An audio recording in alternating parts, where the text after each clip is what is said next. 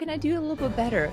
And I think that is very empowering for me inside the workplace and outside the workplace. Yeah, we have this, what we call a negativity bias. Our brains have these two little almond-shaped clusters called the amygdala. It's the fear center of our brains. And these amygdala are hyperactive, and they're always scanning our lives for what could go wrong, what might kill us. You know, when your boys are making too much noise, or people are doing something on the street, or the traffic is not the way you want, or the news is not the way you want it, we're triggered in the same way as if someone was going to kill us, right? Our nervous systems are triggered. That's not super helpful. Hey friends, welcome to Right Off Track, your favorite entrepreneurial resource where we dive into the mindset, strategy, and purpose of entrepreneurs around the world who are sharing their real stories and insights with you. I believe that we all have a unique purpose in life, and that embracing our unique and special journey will help uncover that. If this helps you on your journey, I so welcome your support as we grow and improve this channel. Join us, subscribe. I promise you, I'm fully dedicated to making this work better every step of the way. So share your feedback, subscribe, share with a friend, and let's go on this adventure together right off track. Enjoy this episode. Going off track is taking a chance on yourself. Following your pulse of curiosity. It's making your own decisions. The most wonderful adventure. Hey friends, I'm your host, Anya Smith. Today we're getting to something really special. Imagine blending mindfulness and compassion into our daily work lives. It's not just a nice idea, it's happening, and it's changing how we think about success and fulfillment.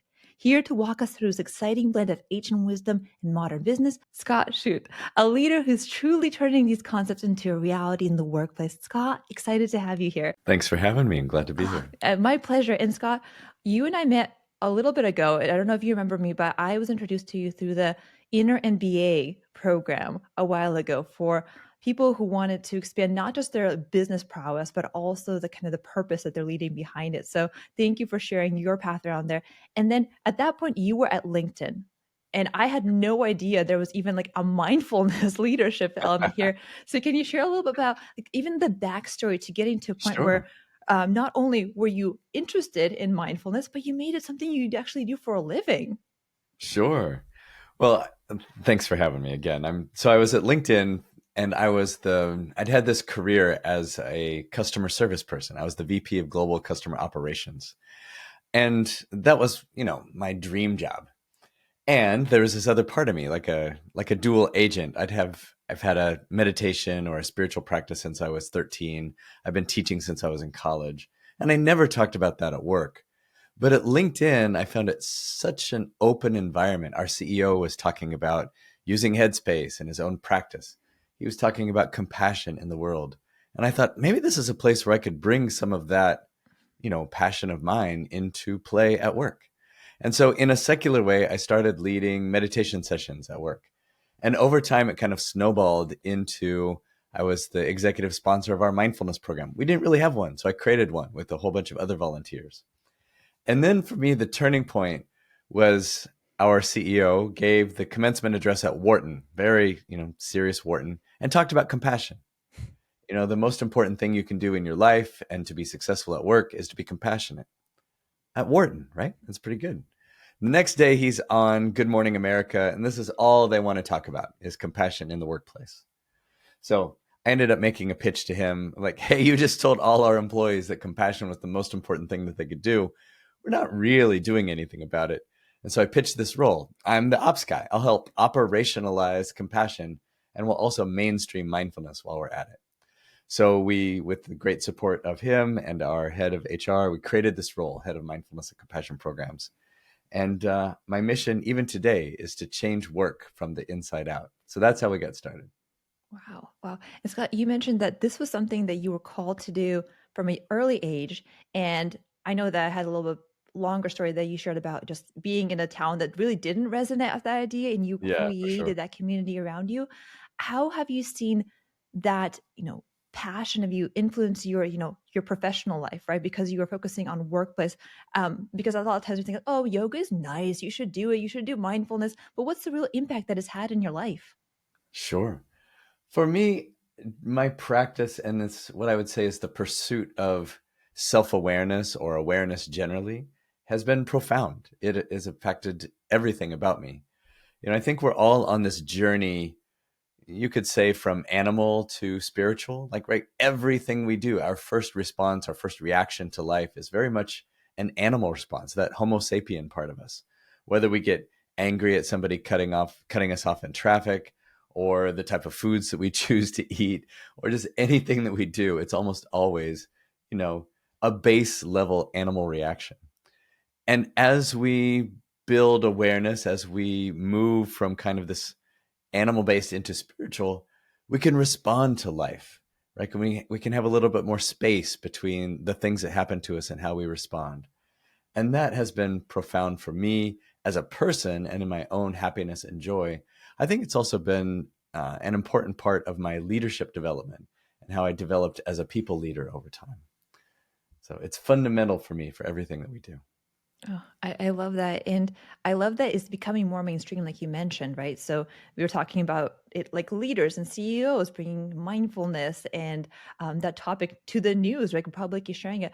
What do you think has shifted where we're seeing more of that trend and even, again, companies talking about and prioritizing that effort? Sure. I think it kind of goes with individuals and the people in charge.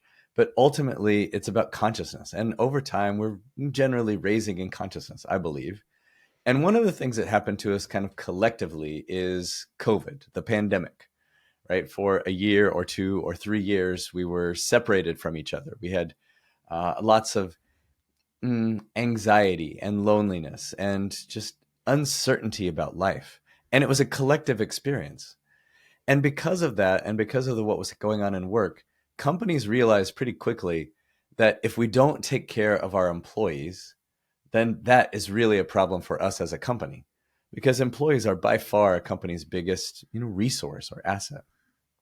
And also they realized that because the leaders, were going through exactly the same thing at home, right? With their own selves, with their own families, their own friends, they saw it most directly. And so companies are much more receptive now than they were even 3 or 5 years ago to this idea of building our mental wellness, right? Or our spectrum of taking care of ourselves. And of course it comes and goes, or it's spotty with different leaders. Some people are still kind of old school, but there's a lot of leaders who are embracing this new way of doing things and really embracing the idea, that if we invest in our employees, if we invest in their happiness, if we invest in their care, good things are going to happen for them, which means good things are going to happen for the company. Absolutely. And you talked a little bit earlier about that we're trying to get from the animal brain to a more mindful brain. And I think about that a lot, even just lately, how sometimes we start the day or we get ready for the day ahead and we're like, oh, tomorrow's going to suck. You're already like, you're not even the animal, but you're as if you're just succumbing to the will of the universe. And you're just like, oh, it's going to be so bad. And you already feeding into that energy of dread. And I realized like we have impact in that. And the mindfulness is creating space for reflection and then saying, well, how do I want to show up? Yeah, Even it's in the interesting. moments where we catch ourselves like, hey, I'm a mom, 3 boys, and sometimes I don't show up perfectly, or my initial action is like, but cultivating that pause and space and breath not only makes me feel better as just a parent, like, hey, I'm doing my best, but also like, okay, how do I want to show up in this moment? So it creates this sense of agency that sometimes we are too busy to realize like we're just giving like, oh, it's just going to suck. But That's we right. have a decision, like, how do we want to show up? And in the moments where things are happening, we don't just have to be reactive. We can create a space for like, well, even if it's not perfect, but how do I want to show up? How can I do it a little bit better? And I think that is very empowering for me inside the workplace and outside the workplace. Yeah, we have this, what we call a negativity bias. And we evolved this way, right? We evolved from the apes that were nervous and anxious and always looked at the bad things, because those were the apes that stayed alive, right? The chilled out apes that thought everything was cool, they got eaten. And so everything we do, just like, our brains have these 2 little almond shaped clusters called the amygdala. It's the fear center of our brains. And these amygdala are hyperactive, and they're always scanning our lives for what could go wrong, what might kill us, and they're trying to protect us.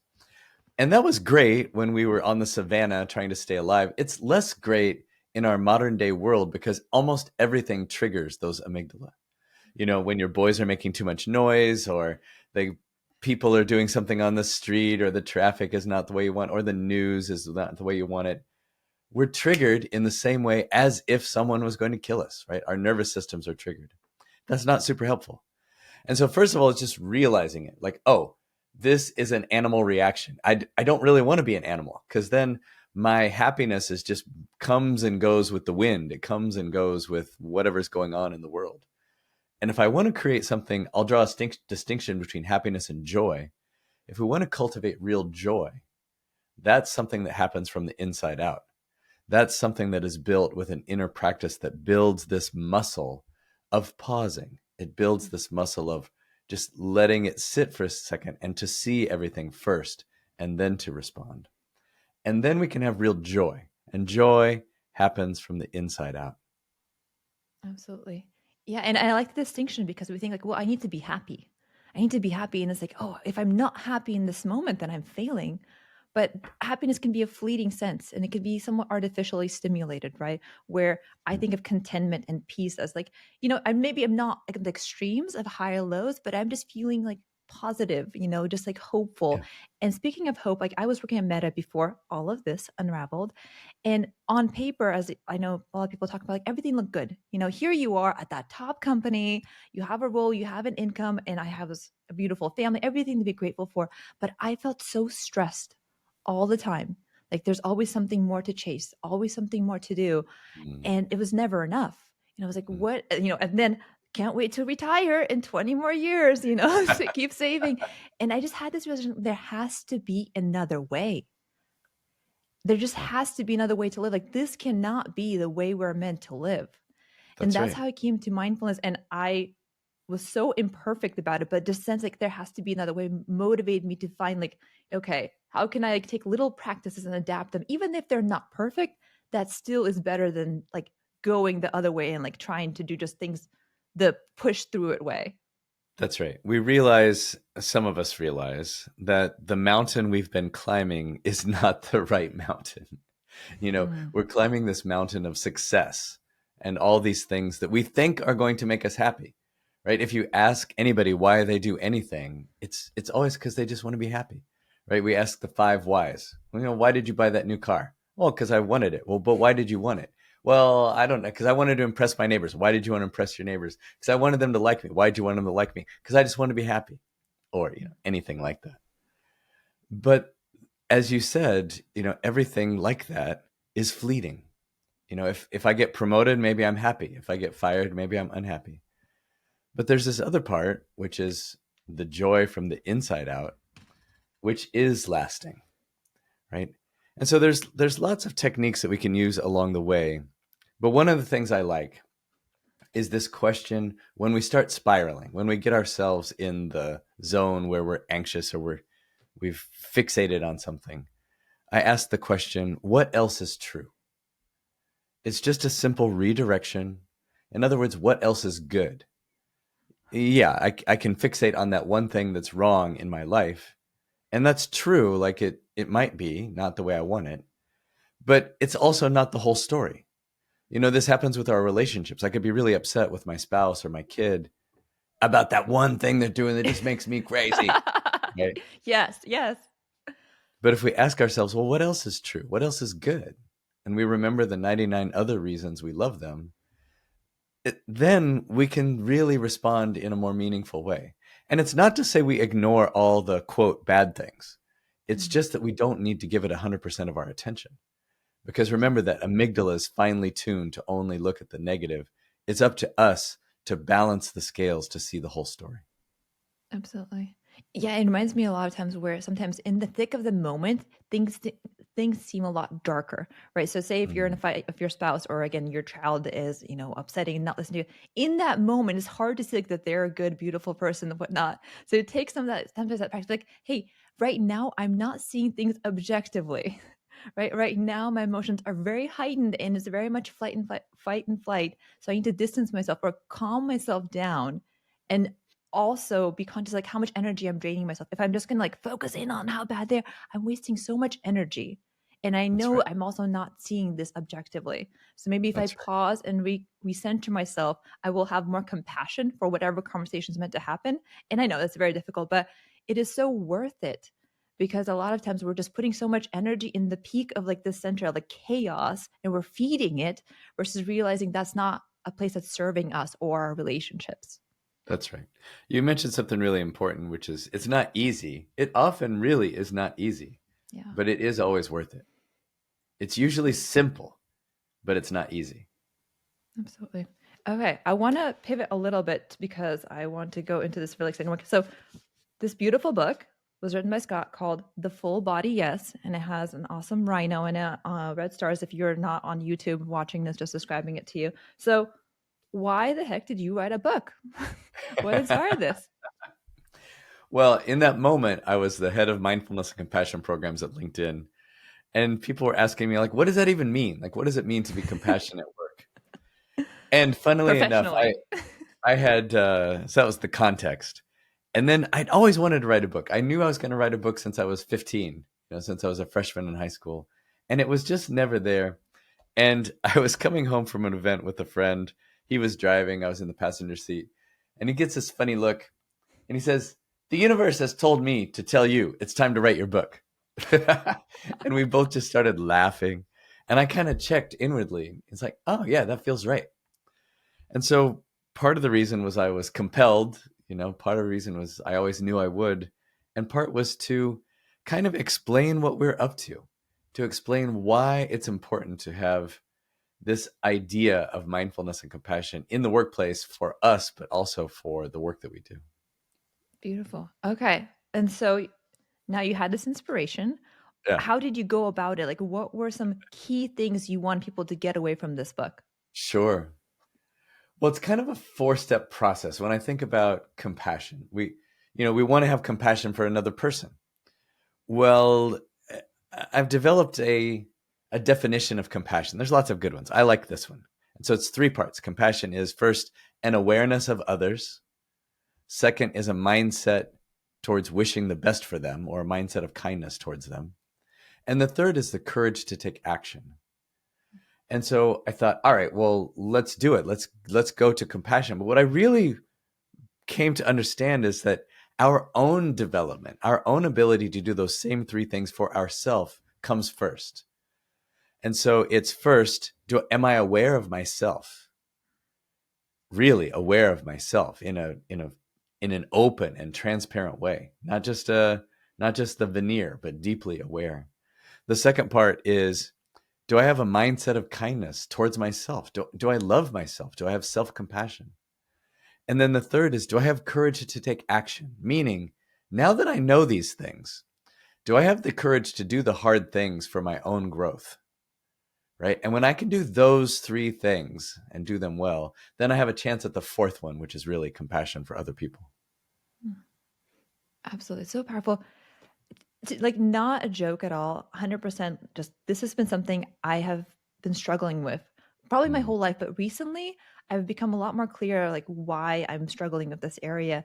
And that's my own energy work practice. But something I realized is that I'm really driven, like, by seeking validation from other people.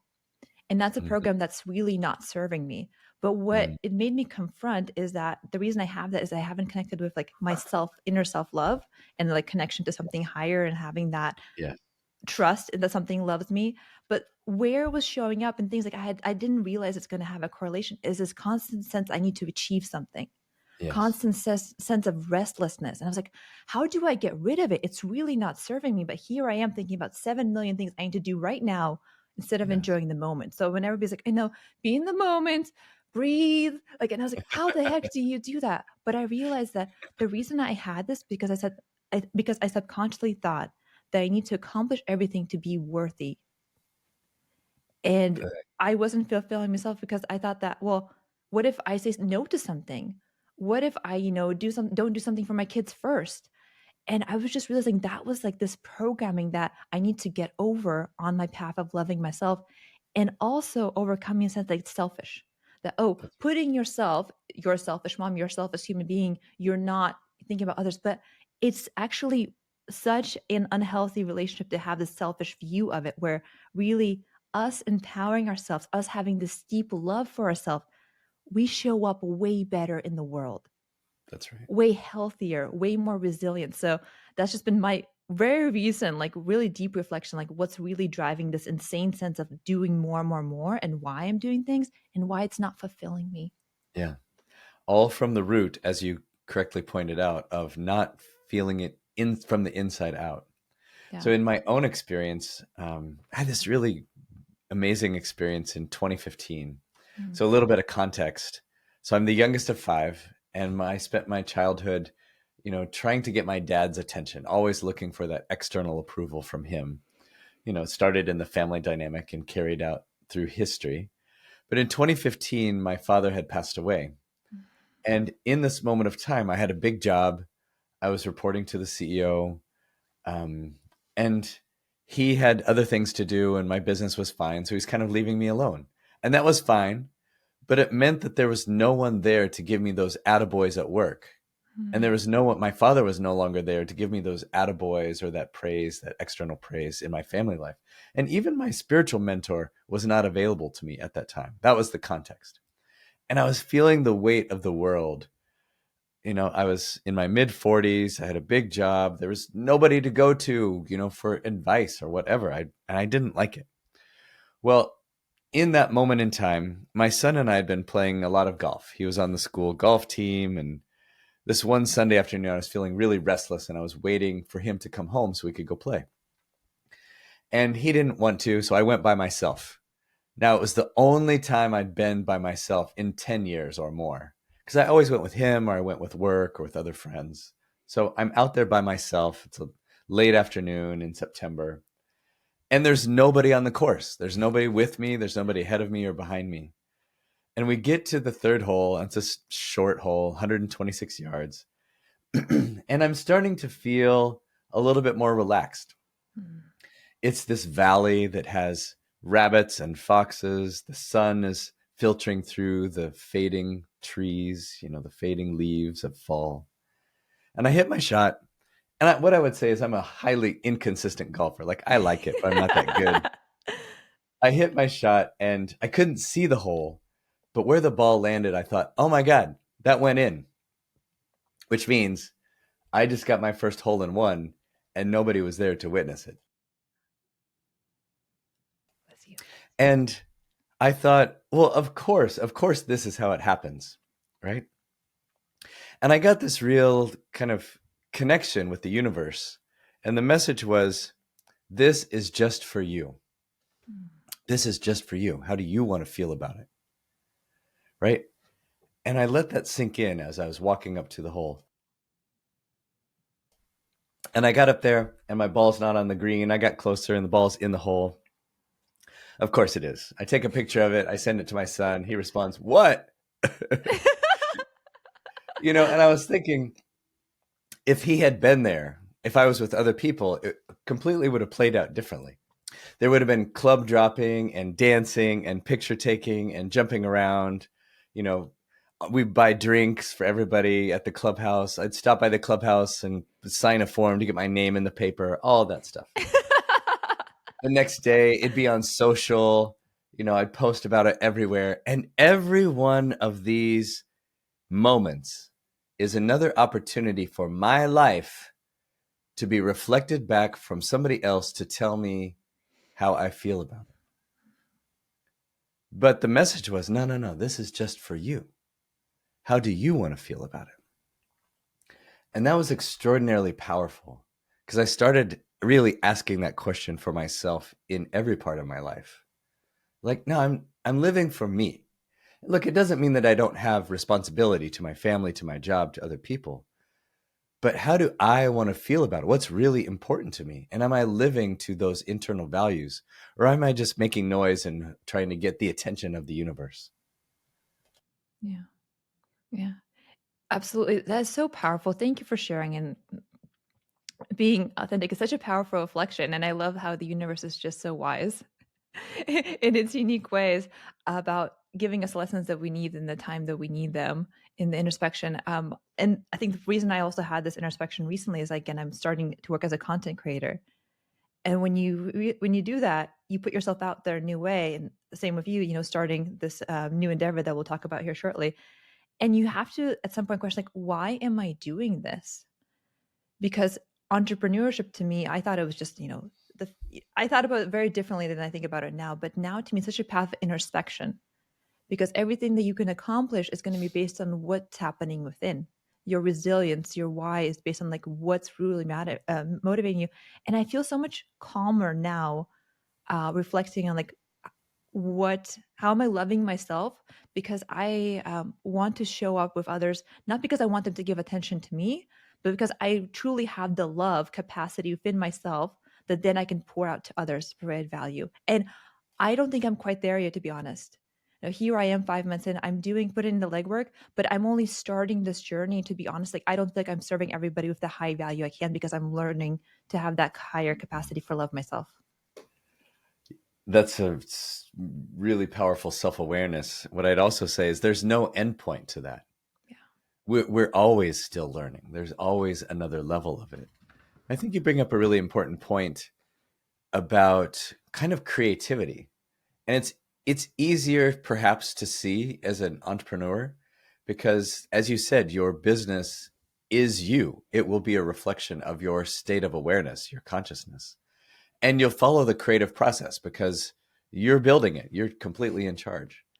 But what I've come to believe is that creativity happens like that for all of us, whether it's really easy to see as a solopreneur, or whether, regardless of our role in a company or in an organization.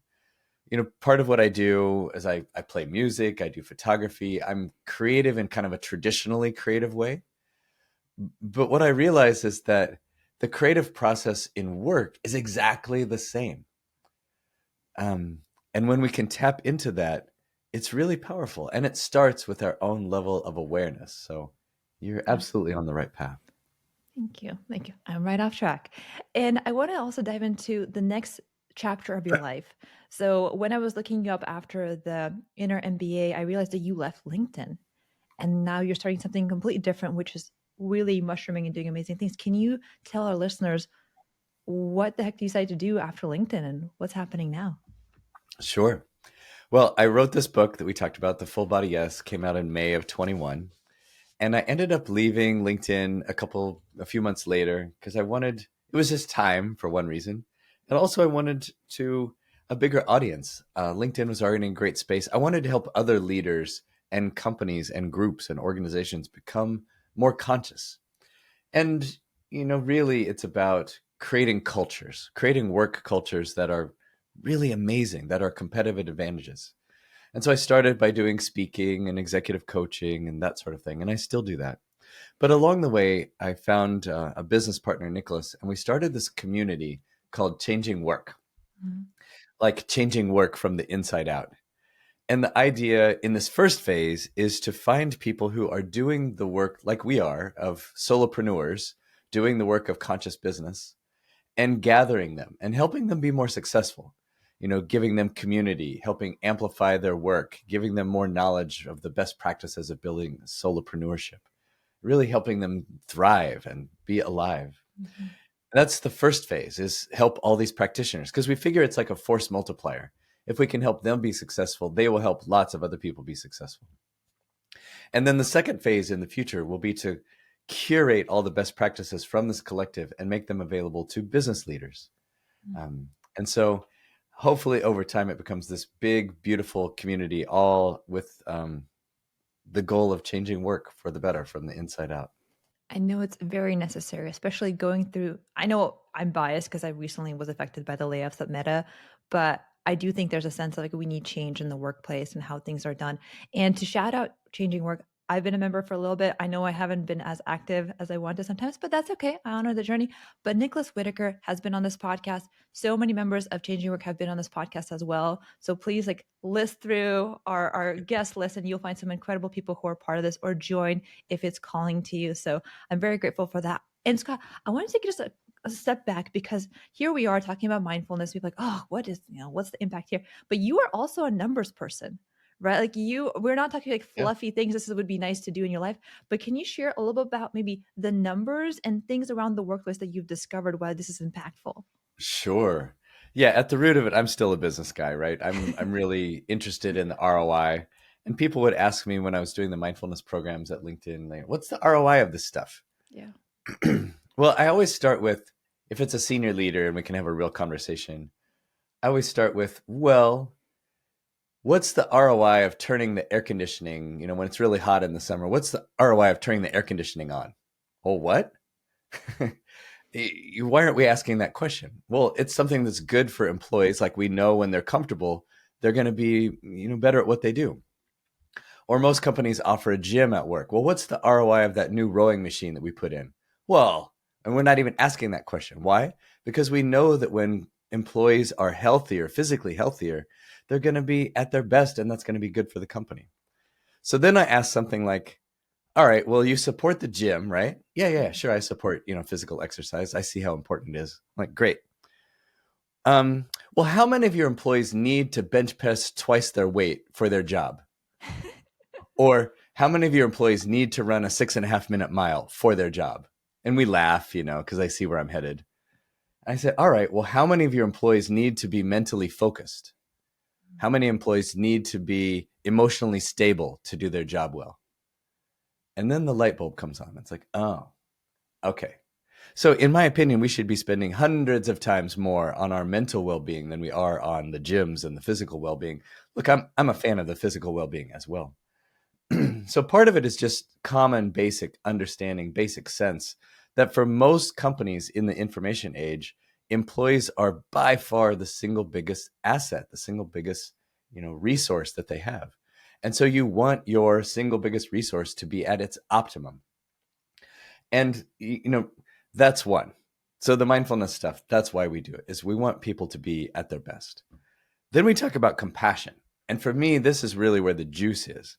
Because mindfulness, it's kind of an individual sport, right? It's an individual choice. Just like the gym, we might offer it, but not everybody does the gym. Just like we might offer mindfulness, not everybody's going to do it. That's fine. It's a choice, free will. But compassion is how we treat each other. It's how we do everything. It's how we treat our customers. It's how we treat our shareholders, how we treat our employees, and how we act among us. So that is embedded in every single thing that we do. So at a super high level, when I think about a conscious business or being compassionate, I think about essentially moving from the me to the we. And the research shows that companies who balance the needs of all of their stakeholders instead of just the needs of their shareholders, they're actually more profitable. So let me say that again. So companies who on purpose create a great experience for their employees, they create great value for their customers, and they have a good business model for their financiers, their shareholders. On average, they're 14 times, that's 1,400% more profitable than the S&P average. This is the work from Raj Sisodia and the team that wrote Firms of Endearment and later Conscious Capitalism. So this is not just some feel-good thing that happens in Northern California. This is how you are successful in business, is to provide something that has a balanced value exchange. Wow, that's amazing. I didn't know that stat. Thank you so much for sharing. And here you're coming from LinkedIn side. Nicholas coming as an ex-Google. I know from my ex-Meta days that things have changed in big corporate. When I was started there, almost 7 years ago, and I know I'm not the most senior person, it felt like a magical place, and actually leaving it, I didn't feel that bad. Not that there's lack of love for people, but the culture has changed. And I was working remotely. That's probably part of it. But the company has matured, and I know some of that is natural. But now, as you're starting changing work, what are you trying to do differently? What are the key things that you're trying to do differently? And I know you're still figuring a lot out, but how are you going to intention wise, and what's your aspiration? How can work be something we actually enjoy? Sure. Well, at Changing Work, we're trying to model being a conscious company, right? We're trying to model the idea of how we work together, how we have a balanced value exchange. And in the collective, we're constantly building the knowledge base of what it means to be a conscious company. And of course, not every company gets it right. We probably won't get it right either, but it starts with intention. And I think every one of these companies started with intention. You mentioned that, maybe 7 years ago, that was probably in the height of the glory days, 7 or 8 years ago in tech, LinkedIn and Google and Meta and others. And what I'd say is it's easier to have a great employee culture when the finances are going really strong, right? Like at LinkedIn, we were going 50, 60, 70% a year for a long time. And then when there's some headwinds, when the economic headwinds come and you have to cut costs or you have to lay people off, then sometimes, not always, it doesn't have to be this way. Sometimes the culture changes. I think a lot in all of those companies, of course, there's pockets. There's pockets of really amazing leadership and amazing work cultures.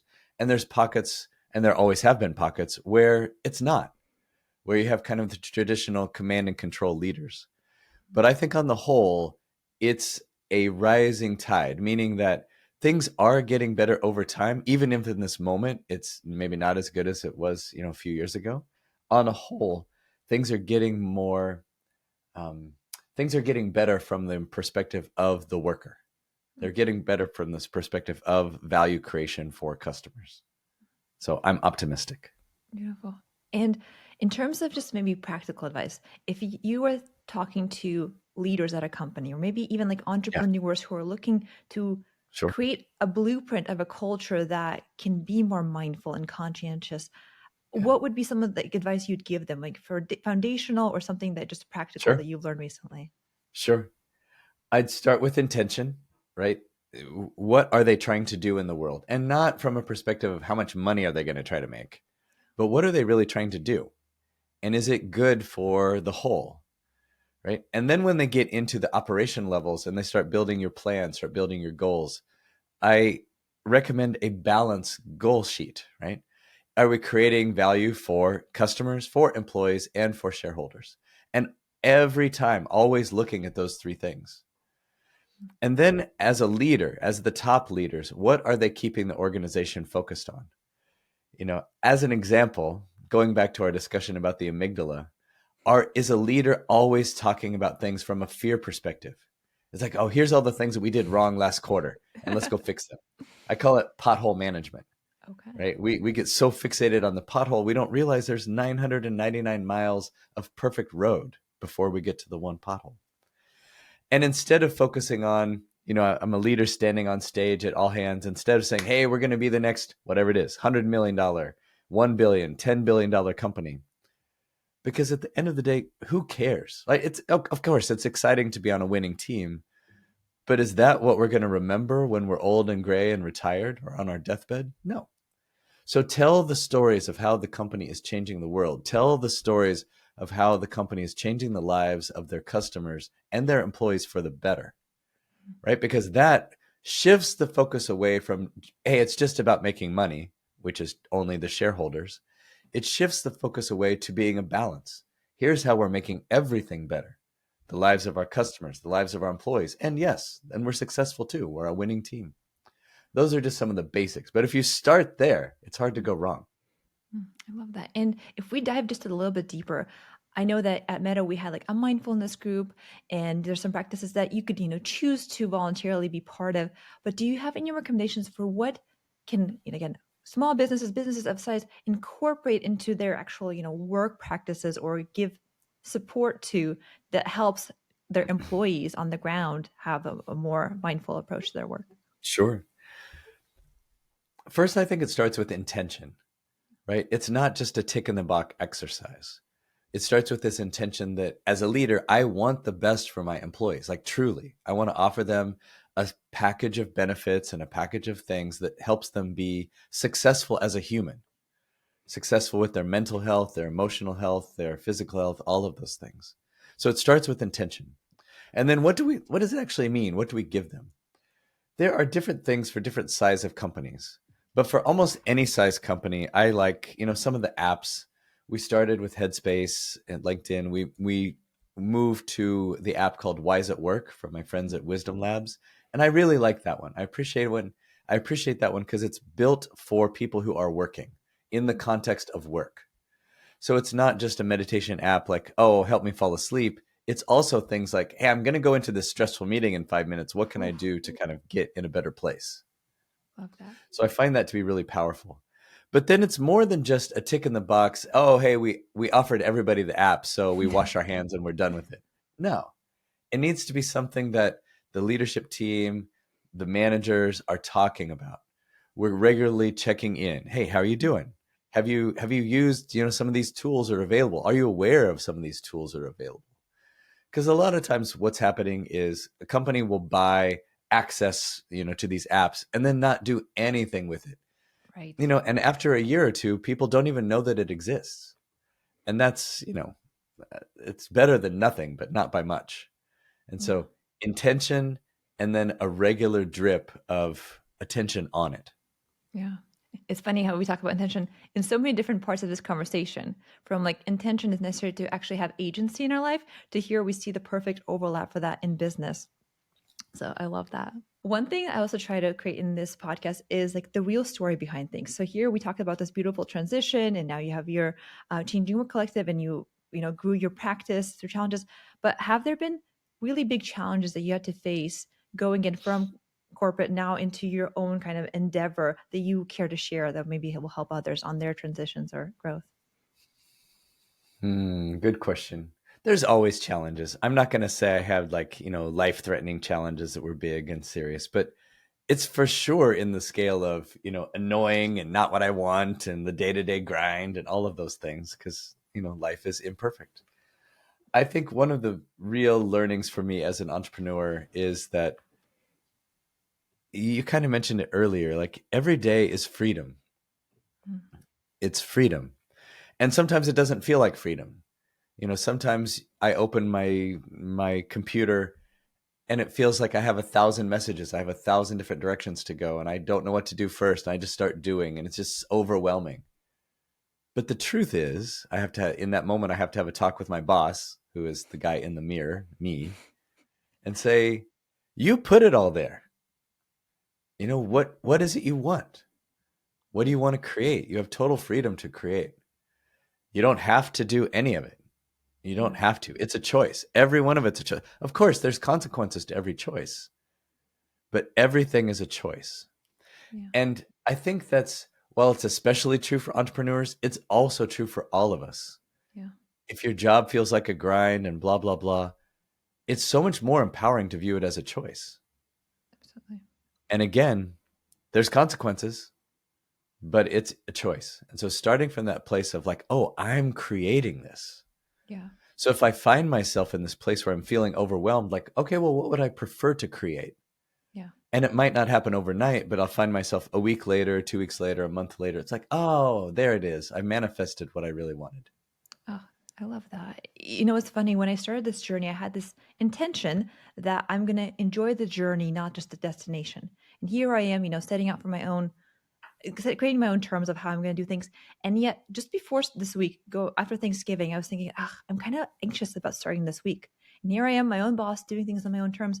And I had to like, why am I doing this again? Like, why am I recreating now these habits? And now I have no corporate to blame for, making me so busy.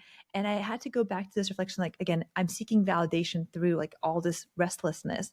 And if I confront that and focus on the inner work, then it becomes calmer. And then what's powerful is that I'm creating a reality I don't want to escape. And that's so powerful because we think that, can't wait till the weekend, can't wait till that vacation. But when you're your own boss, like you have to be conscious of things that are also making you want to escape the reality you're creating yourself. And that's like a hard place to be because like then you have no excuses and you have to take a really hard look. And so I found that by having a deeper relationship with myself, I'm actually becoming more okay with the now. Like even the parts that suck, even the parts that are uncomfortable, even parts like are boring, right? And just be like, am I actually enjoying this? Like I'm done just trying to always live in the future and like constantly sending energy to the future. Like I want to really embrace the good of now and the okay of now and the suck of now. Because like it's a different relationship and I'm just really loving that change and this process.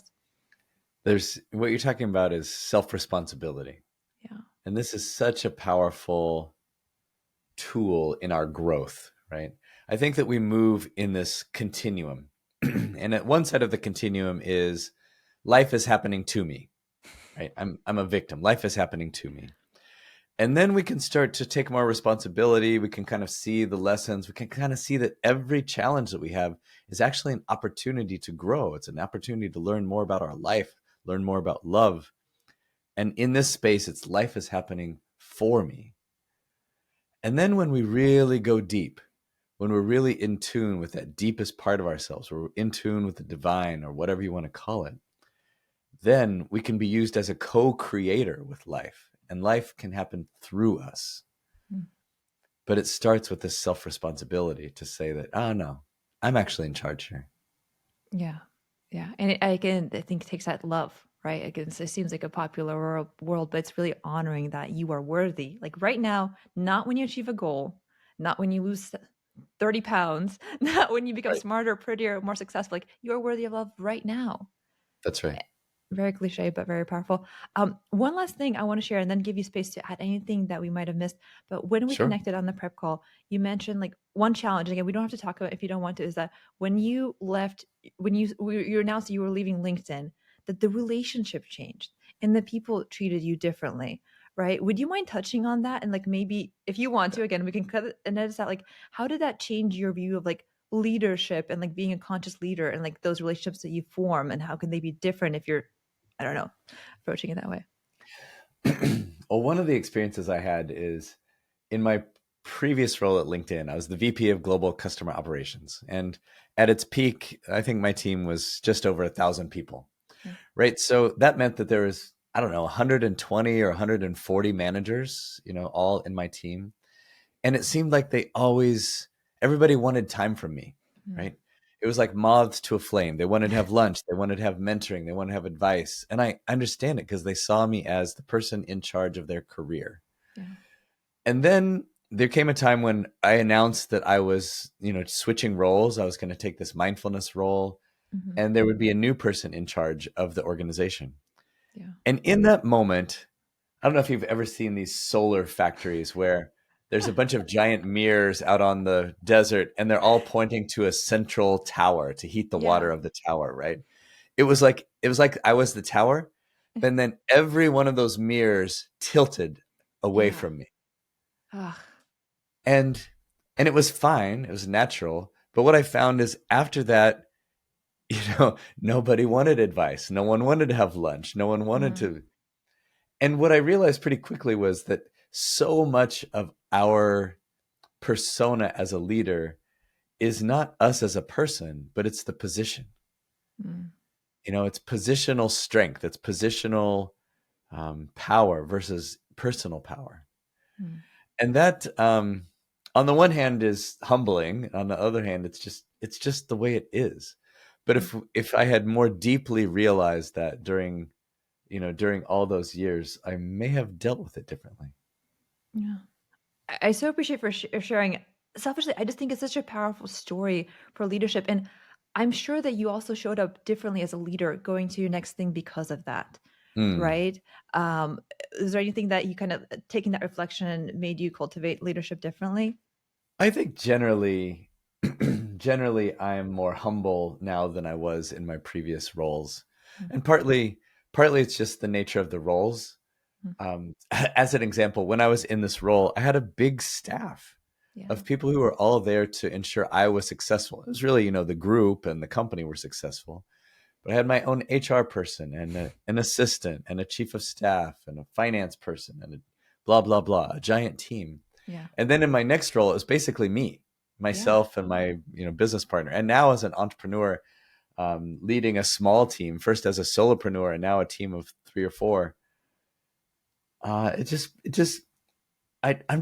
have like regressed in one way. Like I'm just a guy.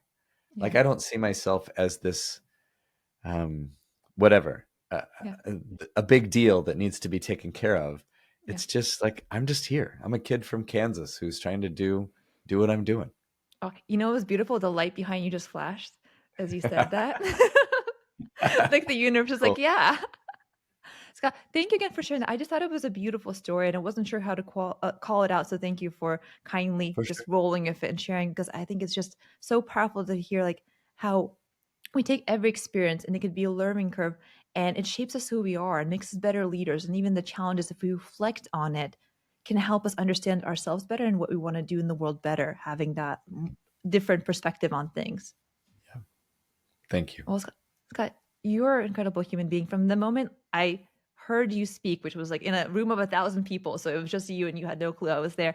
I just really gravitate towards your energy. It's like, oh gosh, like what he's doing was really cool. So I'm really grateful that you said yes to this. And I just want to create any space for anything we missed out that you want to share with our audience before we wrap up. Cool. My pleasure. My pleasure. And it's so good to be with you and everyone who's listening. If you want to continue the conversation, there's a couple things, right? If you're part of an organization, if you're a leader that you'd like to bring some of this type of work, reach out. I do things like executive coaching and retreats with teams and workshops. It'll be good fun. And if you are an entrepreneur, if you're a solopreneur who's doing the work of conscious business as a coach or a consultant, check us out at changingwork.org. We have, you can get 30 days of free premium access. We'll even give you 2 more months at half price. We have a code. I think it's CW Podcast 23, like Changing Work Podcast 23. So, and feel free to reach out to me directly. I'm at scott@changingwork.org. Oh, thank you, Scott. I appreciate that. I'll make sure to link the code and promo and all Scott's details so you can check it out. And Scott, here at Right Off Track, we wrap up with 3 rapid fire questions. So whenever you are ready. Ready. Okay. First of all, best advice for someone starting in mindfulness practice? Have an intention of why you want to. It's just like the gym, right? If you started going to the gym, it's hard work. So a week later, your muscles hurt and you're like, wait, what am I doing here? And if you don't have a clear idea, you'll stop going. And the same is true with the mindfulness practice. So why do you want it? Is it for peace? Is it for relationships? Is it for enlightenment? Have a clear reason. Beautiful. I see the theme. The theme is constant here. I love it. Okay. Morning routine that sets you up for success. Every day I go out in the backyard and I do my thing. I do my practice. I go outside. You know, one of my favorite quotes is from James Clear from Atomic Habits. He says, our lives do not rise to the level of our goals. They fall to the level of our systems. And so for me, building a system to maintain my practice is critical because otherwise it just doesn't happen. So my system is every morning I go outside. Why? Because if I do it inside, I'm so tempted. If I do it in my office, I'm so tempted just to open my computer and get lost in the day. So I go outside and then I sit in front of my fireplace, or at least now in the wintertime when it's chillier, and I do my practice. And that gets me aligned with all these intentions that we're talking about. It helps me manifest and create the life that I really want instead of just being blown around by what actually happens. Oh, I love that. I love that intention. And the systems are so powerful. Again, just because we talk about mindfulness doesn't mean we're lacking this focus of like systematically approaching it. Okay. Last but not least, in the positive context, going off track is. In the positive context, going off track is being our own leader, being our own boss. You know, it's easy to run with the herd. It's easy to do what everybody else does. It's hard to be us. It's hard to be a unique flavor of us and be that beautiful, shiny unicorn that we all are. And in doing so, we really find our place. We find our place in our own heart, and we find our place in the herd by going off track. Absolutely. Yeah, absolutely. We find our new herd if we need to, right? We don't That's true. desire to fit in. We create a space that honors us fully. So thank you, Scott. And to all of our listeners, I'm so grateful for you investing in yourself by listening to this episode. And I'm really curious, like what intention is sparked when you're listening to this? Share it in the comments. And also if you have a friend who's maybe like, oh, you know, maybe they could use a little bit more reflection. You feel like maybe they can benefit from this episode. I would so be grateful if you share it with them, share it with somebody else who might benefit from this. And I also want to just create space and mention the nonprofit Ready to Empower that I support. They are celebrating their 10th anniversary right now with the goal of raising $50,000 through a donation by December 8th. So if you feel inspired and making a difference in the world, empowering women, and just share whatever feels comfortable in your heart, I would so be appreciative of you sharing out the link for that description. And as always, thank you so much for coming off track with us. Let's take over the world together. And Scott, any final words? Go out there and be ambassadors for joy. I love it. Thank you, Scott. This was amazing. Thank you.